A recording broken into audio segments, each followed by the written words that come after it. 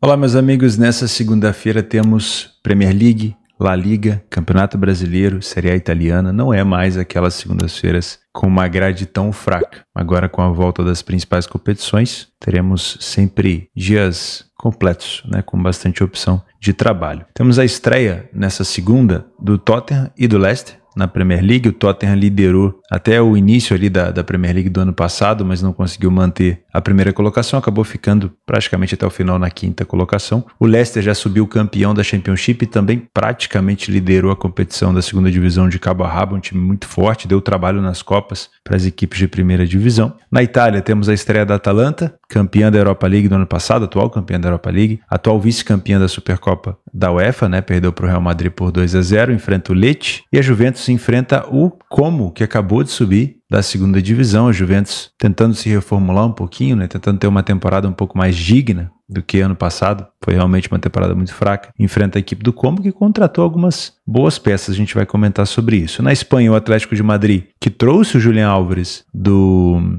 Manchester City e também contratou o Sorloth da Real Sociedad, enfrenta o Villarreal. É sempre difícil enfrentar o Villarreal fora de casa, a gente vai falar sobre isso também. Tem a estreia do time do Ronaldo voltando para a primeira divisão da Espanha. Que mais? Em Portugal, um jogo do Famalicão que a gente vai comentar e talvez o principal jogo do dia aqui no cenário brasileiro, Vitória e Cruzeiro fechando a 23ª rodada. O Cruzeiro que tem que se preocupar com o jogo da volta contra o Boca Juniors, na Sul-Americana, então vai ter que dosar aí atenção e talvez até elenco para essa partida da volta, onde ele perdeu na Bombonera por 1-0. Meu nome é Theo Borges, esse é mais um Bom Dia Mercado, nosso planejamento diário sobre apostas e trade aqui no YouTube, e eu espero conseguir te ajudar a fazer o melhor planejamento possível para essa segunda, dia 19 de agosto. Bom, vamos começar o nosso planejamento da mesma maneira dos final de semana, tentando ganhar, o maior número de informações possíveis dessas equipes que vão estrear nas suas competições. Eu não tenho bola de cristal e a gente também não pode trabalhar com as estatísticas do ano passado. Então o que a gente vai fazer é tentar buscar o máximo de informação possível para poder planejar esse início de temporada. Vamos começar na Série A italiana, que são os dois jogos da parte do início da tarde, A Atalanta enfrenta o Lecce e depois a Juventus enfrenta o Como. Falando da Atalanta, a Atalanta foi quarta colocada na temporada passada, na temporada 23-24, se classificou para a Liga dos Campeões, venceu a Europa League, foi vice-campeã da Supercopa da UEFA agora no início da época. Time muito bem encaixado. Gostei das contratações da Atalanta. Trouxe o Matteo Retegui como opção ali no ataque. Fichou agora de maneira definitiva junto ao Milan o belga De Ketelaere, que para mim também é um excelente jogador. Manteve o Ademola Lookman, excelente. Acho que além de fazer contratações, você manter bons jogadores é excepcional. Por exemplo, o Stuttgart acabou perdendo o Serhou Guirassy. Então isso acaba sendo um problema, Então, para mim, a Atalanta está muito bem servida. Das últimas vezes que enfrentou o Lecce fora de casa, temporada passada o Lecce foi o 15º melhor mandante e teve ali um desempenho mediano, 6 vitórias, se eu não me engano, foram 7 derrotas, alguma coisa assim. Deixa eu dar uma conferida. 6 vitórias, 7 derrotas. Não foi uma equipe que marcou tanto gol, marcou menos gols, não chegou nem a um gol por jogo em casa, mas também não sofreu tanto. Não chega a 2 gols sofridos por jogo, nem 1,5 gols. E é uma equipe teoricamente chata, Das últimas vezes que a Atalanta teve lá, venceu por 2-0. Na outra, perdeu por 2-1. E em 2019 fica muito longe, mas 2022, 2023 e 2023, 2024, perdeu uma por 2-1 e venceu a outra por 2-0. Nada muito fácil, Eu vou colocar esse jogo para correção de preço. Quero poder entender como vai jogar essa Atalanta do Gasperini, para já imaginar, principalmente com o Retegui e o Lookman juntos, possivelmente, se eles vão jogar juntos ou não. Mas é uma equipe que me desperta uma curiosidade muito boa. Talvez a Atalanta eu consiga trazer um pouco mais aqui para minha cartela de equipes que eu consiga trabalhar toda semana, mesmo fora de casa, É uma equipe que se adapta muito bem, inclusive joga bem contra equipes maiores, equipes mais fortes, Para mim, jogo para correção de preço e não se atentar somente à temporada passada, quarto colocado na Itália, campeão da Europa League e tudo mais, para já se posicionar a favor da Atalanta de saída. Eu acho que não vale a pena. esperar o início do jogo, verificar como ela se comporta. Não é mais uma equipe mediana, a Atalanta já se colocou como uma equipe de média para grande, talvez até já batendo ali em equipes maiores da Itália, e provavelmente esse ano disputa de novo vaga na Champions e vai longe em competições de mata-mata, provavelmente na Liga dos Campeões, dependendo desse novo formato, pode até ter, dependendo do sorteio, ter a sorte de avançar de novo. Então é uma equipe que eu gostaria de ver mais de perto. A Juventus enfrentou o Como, que acabou de subir da segunda divisão da Itália. Inclusive, deixa eu dar uma olhada como foi a subida, né, do Como para a primeira divisão. Ano passado, o Como ficou na segunda colocação, subiu direto. Perfeito. Não precisou passar pelo playoff. 73 pontos, 40 gols sofridos, 58 gols marcados. Uma equipe mais econômica em relação a gols, né? Mas teve 21 vitórias jogando na segunda divisão. Como visitante, foi a terceira melhor visitante, venceu 9 dos 19 jogos que fez, marcou 26, tomou 21. Tomando praticamente a mesma quantidade de gols que marca, né? Enfim, fez algumas contratações pontuais, trouxe o Andrea Belotti, que era do Torino, era uma peça-chave do Torino, depois foi para Roma. Patrick Cutrone, atacante, e trouxe alguns outros jogadores interessantes, né? Se montou para disputar a Série A. Isso é bom e ruim, né? A gente já viu equipes que montaram um time muito forte para disputar a Série A e não deu certo, mas eu acho que foram contratações interessantes aqui da equipe do Como. A Juventus vem com a mesma carcaça do ano passado. Existe notícia do que o Chiesa pode sair, tá? Ele nem tá numa opção de titular aqui. Então, acredito que a principal peça, então, continue sendo o Dusan Vlahovic, né? É favorita a Juventus, claro. Temos que entender o contexto do estilo de jogo da Juventus esse ano. Se vai ser uma Juventus propositiva, se vai ser uma Juventus talvez um pouco mais reativa. Se tratando do Como, uma equipe que acabou de subir, não imagino a equipe do Como tentando surpreender a Juventus com marcação alta. Provavelmente vai ser um time jogando mais recuado. Isso vai forçar a Juventus a propor jogo e, dependendo da neutralidade nos contra-ataques do adversário, esse back favorito no trade aqui pode encaixar, tá? Para você que é um punter, se você quiser só trabalhar com peso de camisa, é por sua conta e risco. Se você quiser buscar uma cotação mais alta da Juventus, seria mais interessante. Tá? Eu, se fosse um punter, esperaria principalmente os primeiros 25, 30 minutos para entender o que a Juventus está fazendo, e se eu consigo identificar um massacre muito grande, optaria por um handicap menos 1,25 para vencer por 2 gols de diferença, ou esperaria, quem sabe, um Como mais forte defensivamente para tentar buscar uma cotação da Juventus um pouco mais alta. Beleza? Depois nós temos Leicester e Tottenham às 16 horas. Vamos seguir aqui o planejamento do horário.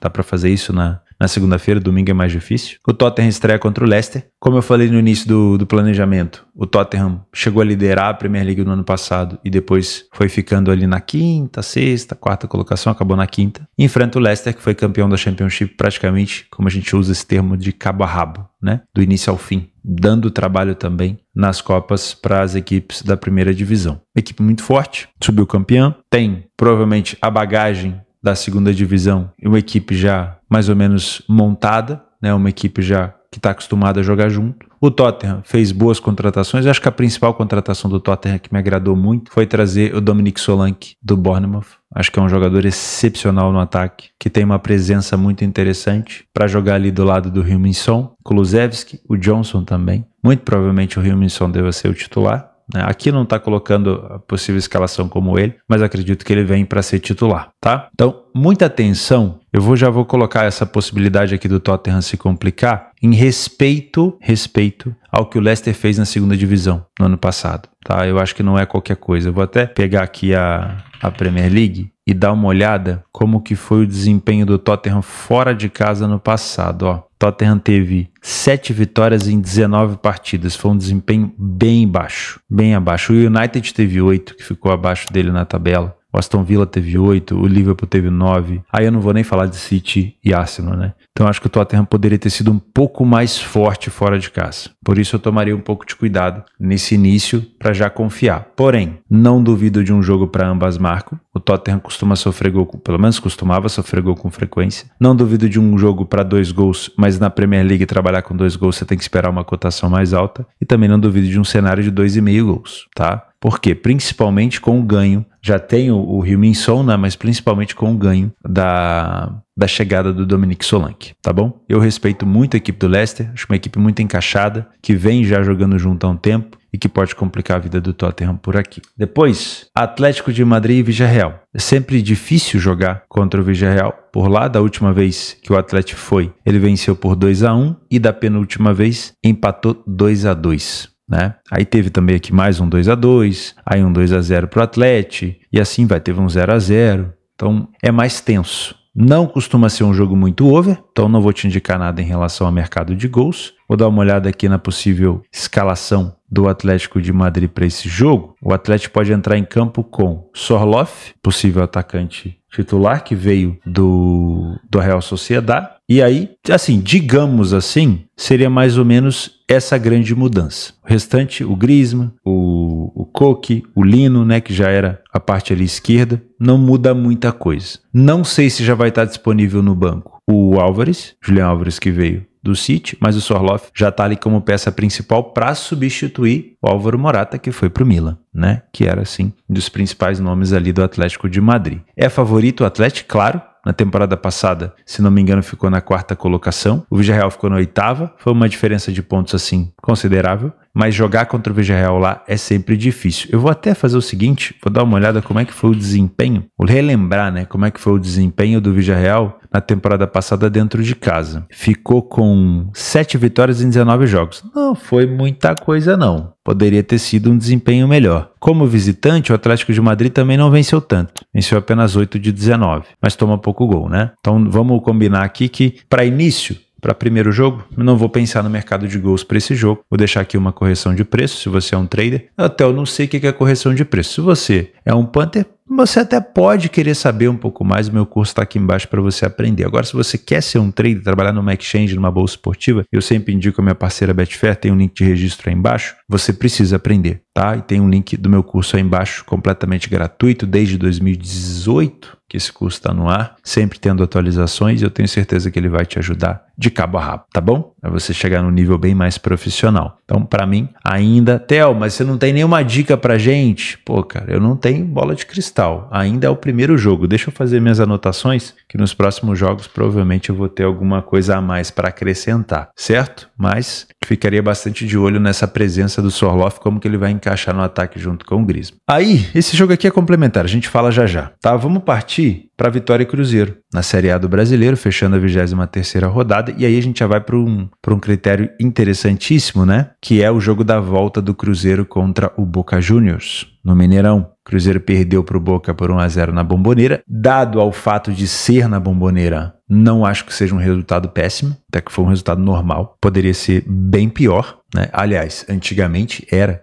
bem pior, né? E agora, no jogo da volta, o Cruzeiro tem total condição de reverter, de empatar pelo menos, e reverter essa situação na Sul-Americana, né? O Cruzeiro que quer ficar vivo, obviamente, na Sul-Americana, já que foi eliminado lá no comecinho pelo Souza, né, na Copa do Brasil. Enfrenta o Vitória, que, se eu não me engano, tem a volta do Mateuzinho, né, que é o principal jogador da equipe, acho que estava fora no último jogo do Bavi, que vem de derrota no Bavi por 2-0, vinha numa sequência de 2 vitórias, venceu o Palmeiras fora de casa, tinha vencido também o Cuiabá em casa, mas aí perdeu no Bavi. E isso, obviamente, gera cobranças, né? Você perdeu um derby, um clássico tão importante, gera cobranças. O Vitória, nesse momento, ocupa a 16ª colocação, mesma pontuação do Corinthians, e aí não sei quanto é que foi o jogo do Corinthians com o Fluminense, né? Mas é muito importante para o Vitória somar pontos para continuar se afastando da zona de rebaixamento. O Cruzeiro é o 6º colocado. Vamos utilizar aqui o nosso PDF de apoio para a gente ter uma base de como o Cruzeiro vem fora de casa e o Vitória vem em casa. Olha só, Vitória tenta encaixar sequência boa e não consegue. 2 vitórias, 1 derrota. 1 vitória, 2 derrotas. Mais uma vitória, não consegue dar uma progressão, né? O Cruzeiro, eu já fiz algumas críticas ao Cruzeiro em relação a isso, é um dos melhores mandantes da competição, mas fora de casa é um dos piores visitantes. Não consegue manter uma sequência interessante, né? O Cruzeiro venceu fora de casa recentemente o Botafogo por 3-0, chocando muita gente, né? Porque o Botafogo em casa é muito forte. Venceu o Grêmio por 2-0. O Grêmio não tá jogando na sua casa ainda. Perdeu pro Palmeiras nesse interim e aí perdeu pro Boca. Quando joga fora de casa, na maioria das vezes, o Cruzeiro já tem dificuldade. com essa situação da desatenção por conta do jogo da volta contra o Boca, isso pode ser ampliado, tá? Quem pode se aproveitar disso é o Vitória, que não disputa a Sul-Americana, nem Libertadores e nem mesmo a Copa do Brasil, tá? O Vitória saiu na frente em 45% dos jogos em casa, o Cruzeiro em apenas 36%. O time do Vitória falhou em marcar também em quase 40% dos jogos, o Grêmio falhou em marcar em quase 45%, ou seja, a gente não pode contar tanto ali com os ataques, né? O Cruzeiro tem um ataque frágil fora de casa, o Vitória não tem um ataque assim tão forte. Porém, as defesas têm uma fragilidade até interessante, né? 15 gols para um lado, 16 para o outro. O time do Vitória precisa de menos finalizações no alvo para marcar um gol. O primeiro tempo, tanto do Vitória quanto do Cruzeiro, assim como o segundo tempo das duas equipes, são bem parelhos, né? São primeiros tempos com ataque e defesa muito parecido. No segundo tempo, defesas frágeis, sofrendo mais gols do que marcam, principalmente do lado do Cruzeiro, né, que sofre 7 gols e marca apenas 3. O Vitória tem marcado um pouquinho mais de gol de cabeça, mas ainda é cedo para falar disso. Somente 64% dos jogos do Vitória em casa foram over 1,5 e 73% dos jogos do Cruzeiro. Então eu não vou indicar trabalhar mercado de gols aqui, né? Se fosse optar por trabalhar gols, trabalharia com um cenário de 1 gol, quem sabe um 0-0 no primeiro tempo, tentar buscar um over limite, um 0.5, uma cotação acima de 2 pode caber, dependendo do que você está vendo do jogo também, né? Porque, convenhamos, nesse cenário aí de enfrentamento com o Boca daqui a pouco, um empate fora de casa para o Cruzeiro não é ruim, melhor do que a derrota, né? Os gols sofridos, tanto de Vitória quanto de Cruzeiro, ficam mais no final do primeiro e final do segundo tempo, tá? Tanto Cruzeiro quanto Vitória. E os gols marcados, coincidentemente, também, né? O Cruzeiro tem até um pouquinho mais de gol marcado no início, mas a maioria no final do primeiro e no segundo tempo. Não são equipes que detêm muito a posse de bola, isso pode indicar um jogo de troca de superioridade, né? E aí trabalhar correção de preço, que é o caminho, pode ser um pouquinho mais difícil, né? Se nenhuma equipe pega no jogo, se nenhuma equipe domina o jogo, é sempre mais tenso de você conseguir buscar alguma oportunidade. O Mateuzinho, que é o principal jogador da equipe, está de volta. Isso é sempre muito importante. E do lado do Cruzeiro, o Matheus Pereira tem que estar em campo, verifica a escalação, parece que joga, né? Mas se por acaso for poupado por conta do Boca ou se sair no intervalo, é sempre um problemão para a equipe do Cruzeiro, tá? Então, para mim, é um jogo para se trabalhar ao vivo.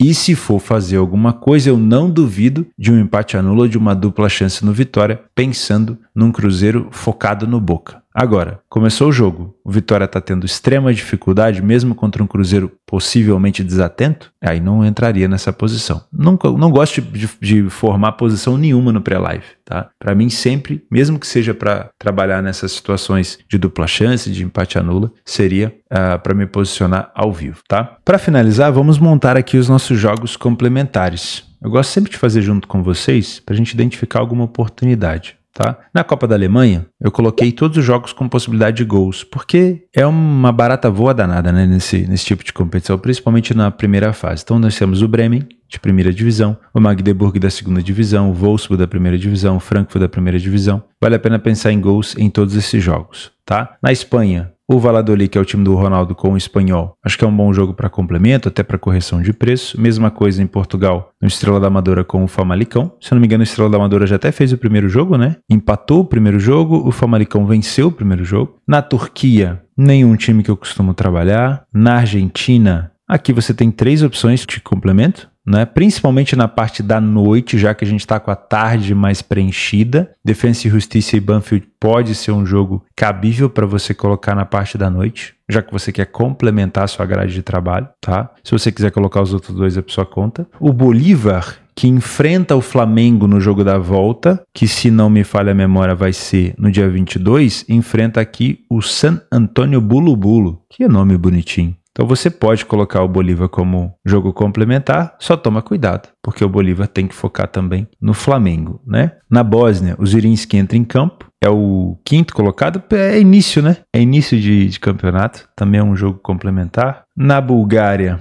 nenhum time que eu costumo trabalhar, segunda divisão do Chile não. Colômbia na primeira divisão, o Tolima à noite, como é que tá o Tolima na classificação? Lá embaixo, deixa quieto. HNL não joga o Zagreb, na Dinamarca não joga ninguém conhecido, no Equador joga o Delfim, como é que tá o Delfim na competição? Lá embaixo, tô fora. Finlândia é segunda divisão da França. Na Grécia, essa Superliga 1, se eu não me engano, é segunda divisão também. Segunda divisão da Hungria, não. Aqui nós temos na Islândia o líder, né? Vikingur Reykjavik, é um bom jogo. O Breiðablik também joga. E o Valur. São os 3 principais times que a gente tem acompanhado. Se bem que o Valur tá numa fase terrível, hein? Vem de 4 derrotas em 5 jogos, credo. Copa de Israel, não. Holanda, segunda divisão da Holanda, se você gosta. Pode ser interessante. Aqui a segunda divisão da Noruega. Paraguai, o Libertad entra em campo. O Libertad acho que é um dos líderes, né? Ah, não. Não começou bem o Libertad no Paraguai. Então eu tô fora. Inclusive o Libertad tá jogando alguma competição. Sul-Americana, talvez? Sul-Americana.